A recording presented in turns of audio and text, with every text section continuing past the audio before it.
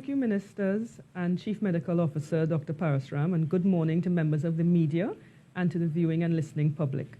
There's been a lot of discussion recently in the media about the immune response to COVID-19, the COVID-19 virus, which is SARS-CoV-2, and in particular about people who recover from the SARS-CoV-2 infection and the question of whether they're protected against reinfection, and if so, how long does that protection last? Now, despite all the recent headlines, the short answer to that is that no one knows. Scientists are still trying to determine exactly how COVID-19 immunity works. There are clues, but the picture is far from complete. Now, before I go into what is currently known, I first want to remind you that our immune systems use several tools to fight viral infections, and each type of virus requires a slightly different set of tools. Now, these tools include special proteins called antibodies, which recognize and bind to viral proteins. Some antibodies work by binding to the virus particles in such a way that they prevent the virus from infecting and replicating in their target cells. And these antibodies are called neutralizing antibodies. Now, the immune system toolkit also includes special immune cells called T cells that recognize and kill cells that have been infected so that they can't produce any more virus. Now, the first time the immune system encounters a particular virus, it can take a few days for it to size up this invader and then to make and use the right set of tools to clear the infection. And after an infection with a given virus, the immune system remembers what it learned about how to protect the body against that specific virus. So if it encounters that same virus again, it can mount a defense much more quickly and prevent the infection from taking hold, or at least prevent it from causing illness or from spreading to other people. This is what we mean when we say someone has developed immunity to a particular virus. Now, for some viruses, immunity can last a lifetime, while for others, it may only last a few months or years, after which time reinfection is possible. Often with the second infection being less severe than the first, although this is not always the case. There are also some viruses that the immune system never manages to clear completely. Now, the first clue to where SARS-CoV-2 immunity might fall on that spectrum came from other coronaviruses known to infect humans. Infection with these other coronaviruses results in the production of protective antibodies, we know that, and the level of protection depends on the type of virus and also the severity of infection. So you produce these antibodies, but with these other coronaviruses, those antibodies typically decline, so they go down to undetectable levels within about 3 months to 3 years, and that depends on the type of coronavirus and the severity of the infection the person had. Occasionally, it lasts for longer. Now, in general, the more severe the infection, the stronger and longer lasting the immune response. This is what we know about the other coronaviruses that are out there, other human coronaviruses that cause like common cold and stuff. Now, for some of these other coronaviruses, studies showed that initially, when antibody levels are high, there is protection against reinfection. But as the antibody levels fall, this so-called sterilizing immunity is lost and reinfection can occur. Based on these data, scientists hypothesized that antibodies to SARS-CoV-2 may provide protection for at least some period of time. We now have strong evidence from multiple studies that most people develop antibodies against SARS-CoV-2, and they do that by about 1 or 2 weeks after infection, and that the antibodies produced include strong neutralizing antibodies that remain at high levels for a few weeks after infection, and then they typically begin to decline, so similar to the other known human coronaviruses. A recent study out of the UK that has been widely reported in the media found that on average, neutralizing antibodies were first detected about 2 weeks after the onset of COVID-19 symptoms. They rose to a peak level by about day 23, and then there was a rapid decline. As in previous studies, they also found that people with less severe disease had lower peak neutralizing antibody levels than those with more severe disease. Also, they found that in the people with the lower antibody levels, the neutralizing antibodies dropped to undetectable levels in just under 2 months, so they didn't last very long.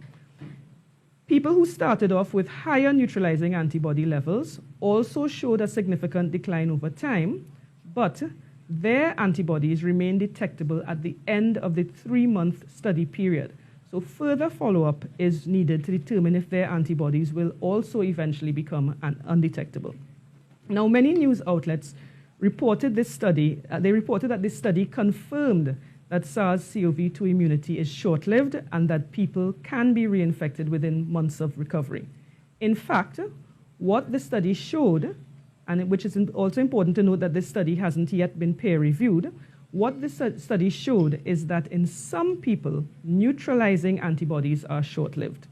Now, in light of this, and based on what we know about the other coronaviruses, the authors of that study, of the paper describing that study, they suggested, but they certainly did not confirm, that reinfection might be possible in these people. However, the authors also noted that, and as I also indicated earlier, the immune system is comprised of much more than just neutralizing antibodies. So measuring neutralizing antibodies can give you clues as to what might happen, but it cannot tell the whole story. For example, we don't know whether the immune T cells play an important role in providing protection against reinfection or reducing symptoms. And even if the neutralizing antibodies that they measured are a critical component, we don't know what levels are required to confer protection. Animal studies suggest that even though low levels of SARS-CoV-2 neutralizing antibodies might not protect against reinfection, they may be sufficient to prevent disease symptoms. Also, research on other coronaviruses where reinfection was shown to be possible, they noted that reinfected individuals did not experience any symptoms. So in summary, any conclusions about reinfection with SARS-CoV-2 based on antibody studies is premature. And we can, however, we can't make any firm conclusions and say, yes, people can be reinfected, or no, they can't be reinfected. But we can ask the question of whether there have been any confirmed cases of reinfection, and so far the answer is no. Now, there have been sporadic reports around the world of people who tested negative. They had COVID-19, they were in recovery, they tested negative by PCR twice, and were therefore considered cured. And then as many as 1-2 months later, they tested positive again. And this led to the suggestion that people were being reinfected. However, the PCR test, which detects the presence of genetic material from the virus, cannot tell whether the viral genetic material that it's detecting is due to the presence of infectious virus particles or if it is just non-infectious viral debris. The only way to confirm this is by taking a sample from the patient and trying to grow it and trying to actually grow the virus to see if the infectious virus is still there. And so far, in cases where this has been done, the results indicate that there is no infectious virus, and what is being detected, months after somebody has recovered and looks like a reinfection, what is actually being detected is this viral debris. This also appears to be the case in people who consistently test positive weeks after their symptoms have disappeared. However, since the routinely used tests cannot confirm one way or the other what it is, if it's infectious or non-infectious, the protocol being used is to keep testing until there are 2 negatives. Finally, there are some people who oscillate back and forth between negative and positive PCR results. Now, all tests have a limit of detection, below which they won't detect their target even if it is present, resulting in a false negative result. Now, PCR tests are extremely sensitive, but if the level of virus in a patient sample is below the test threshold of detection, it will return a false negative result. Now, false negatives are most likely early on in an infection when the virus is only just beginning to replicate, so the levels are very low, and again, late in an infection after the immune system has cleared the majority of the virus.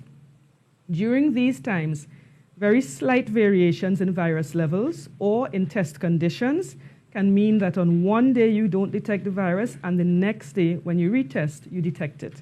Again, this is why they wait until there are 2 consecutive negative tests before someone is discharged. Thank you very much.